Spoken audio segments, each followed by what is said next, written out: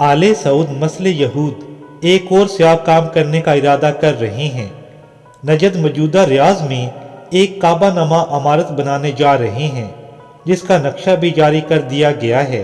بظاہر یہ ایک عام عمارت ہوگی جس میں شاپنگ مال، رہائش وغیرہ ہوگی، مگر اصل میں کعبہ کے مقابلے میں کعبہ بنانا ہے، اور اس عمارت کو کعبہ سے ملتا جلتا نام دیا گیا ہے، یعنی معقب۔ بیت اللہ کے مقابلے میں پہلے بھی مختلف ادوار میں کئی لوگوں نے اپنا اپنا کعبہ بنانے کی مذموم کوششیں کی تھی، لیکن خدا قہر و جبار نے انہیں نست و نبود کر کے رکھ دیا۔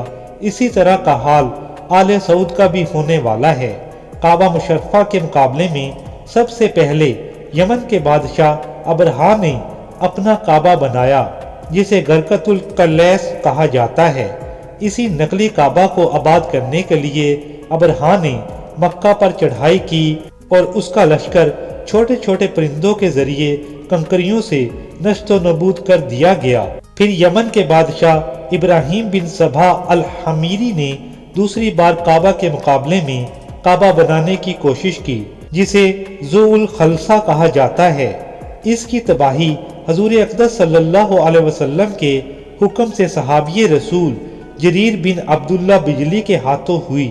تیسری بار کرامتی گروہ نے حرم پاک میں خوب قتل و خون بہایا، ہزاروں لوگوں کو صحن حرم میں شہید کیا گیا، حتیٰ کہ بچوں اور عورتوں کو بھی نہیں چھوڑا گیا، اور یہ گروہ کعبہ کے ساتھ سے حجر اسود بھی اکھاڑ کر لے گئے، اور عرب کے مشرق میں القطیف شہر میں عین القیبہ نامی جگہ پر کعبہ بنایا، اور لوگوں کو وہاں حج کرنے پر مجبور کیا، مگر لوگوں نے انکار کر دیا۔ اب چوتھی بار نجد کے بدو کعبہ کے مقابلے میں عمارت بنا رہے ہیں۔ ان قریب ان کے حصے میں بھی ذلت و رسوائی ہی آئے گی۔ شاید یہ جانتے نہیں کہ اسلام غالب تھا اور ہمیشہ غالب رہے گا۔